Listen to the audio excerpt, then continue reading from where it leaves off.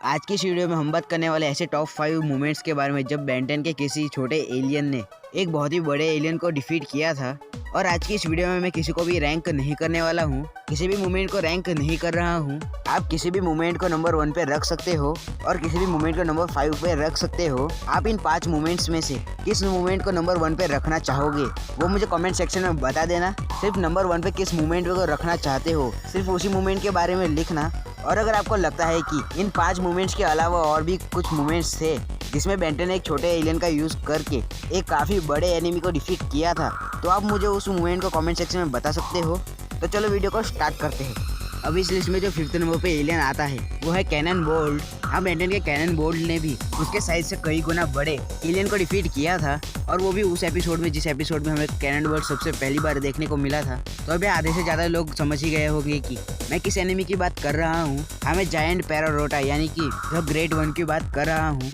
The great one के सामने cannon bolt काफ़ी छोटा था। जब बेन 10 का कोई भी एलियन द ग्रेट वन को नहीं हरा पा रहा था तब बेन 10 ने कैनन बोल्ट में ट्रांसफॉर्म होके द ग्रेट वन के अंदर जाके द ग्रेट वन को अंदर से डिस्ट्रॉय किया था। और द ग्रेट वन के सामने कैनन बोल्ट काफ़ी ज़्यादा छोटा था। अब जो इस लिस्ट में 4th नंबर पे आता है वो है नैनोमैक। नैनोमैक ने बहुत बार एक बड़े एनिमी को डिफीट किया है, और उन मूवमेंट्स में से अब अगला जो मूवमेंट आता है वो मूवमेंट हमें बेन 10 के अल्टीमेट एलियन सीरीज में वीडियो गेम एपिसोड में देखने को मिला था।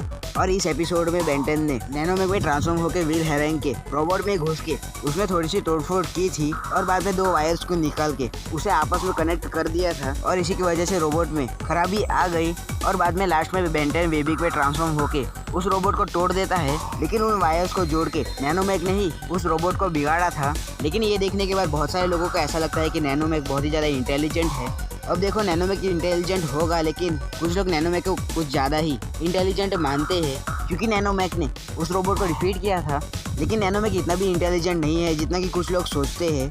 जब नैनोमैक सबसे पहली बार रोबोट के अंदर जाता है तब वो बोलता है कि अब मैं क्या तोड़ूं, और बाद में ग्रैंड बोलती है कि सब कुछ, मतलब कि उसे खुद को पता नहीं था कि उसे क्या तोड़ना है यहाँ पे। तो अब चलो इसे साइड पे रखते हैं। जब नैनोमैक उन 2 वायर्स के पास गया था तब उसे खुद को नहीं पता था कि इन 2 वायर्स को जोड़ने के बाद क्या होगा, और नैनोमैक तब बोला भी था कि इन 2 वायर्स को जोड़ने के बाद क्या होगा।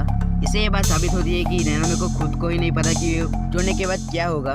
उसने कुछ ज़्यादा सोचा नहीं और उन 2 वायर्स को जोड़ दिया। और ये एपिसोड देखने के बाद सबको ये लगने लगा कि नैनोमैक काफ़ी ज़्यादा इंटेलिजेंट है, लेकिन नैनोमैक को खुद को ये नहीं पता था कि ये करने के बाद क्या होने वाला है। और इसे हम ये नहीं कह सकते कि नैनोमैक इतना ज़्यादा इंटेलिजेंट है।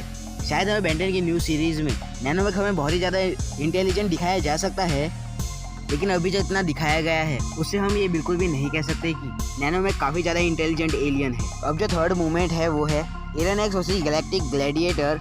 अब बहुत से लोग इस मूवमेंट को इस पोजीशन में रखने से मना करेंगे, क्योंकि दोनों ही सेलेस्टियन सेपियंस है, और ये दोनों ही कैरेक्टर्स खुद की हाइट को कितना चाहे उतना बढ़ा सकते हैं और कितना चाहे उतना छोटा कर सकते हैं। तो देखो, इस मूवमेंट को आप टॉप 5 में रखो या ना रखो वो आपकी मर्जी है। मैंने इस लिस्ट में इस मूवमेंट को इसलिए रखा है क्योंकि जब एलियन एक्स ने गैलेक्टिक ग्लैडिएटर को हराया था तब एलियन एक्स की हाइट काफ़ी कम थी, और एलियन एक्स के सामने गैलेक्टिक ग्लैडिएटर की हाइट काफ़ी ज़्यादा थी। अब वो अलग बात है कि एलियन एक्स ने बहुत सारे खुद के क्लोन कर दिए थे, और बाद में उन सभी क्लोन्स ने मिलके गैलेक्टिक ग्लैडिएटर को हराया था। अब यार ये आपकी मर्जी है कि इस लिस्ट में आप इसे रखना चाहते हो या फिर नहीं रखना चाहते हो। अब जो 4th मूवमेंट है वो मूवमेंट हमें ओमनिवर्स सीरीज में देखने को मिलता है, जहाँ पे बेन 10 ने फीडबैक में ट्रांसफॉर्म होकर मेलवेयर को हराया था।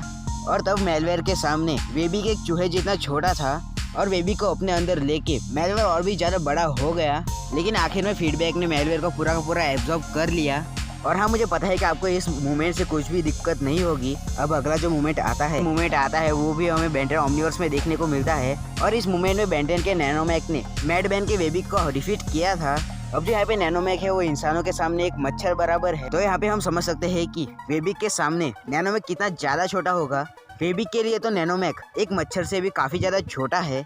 तो यार यहीं पे खत्म होती है आज की वीडियो कैसी लगी है वो मुझे कमेंट सेक्शन में ज़रूर बताना। और अगर चैनल पे पहली बार आए हो और अभी मेरे साथ बेन 10 के बड़े वाले फैन हो तो इस चैनल को सब्सक्राइब भी कर देना, ऐसे ही और बेन 10 के रिलेटेड वीडियोस को देखने के लिए। और वीडियो को एक लाइक भी कर दो, जिससे कि नेक्स्ट वीडियो बहुत ही जल्दी आ सके।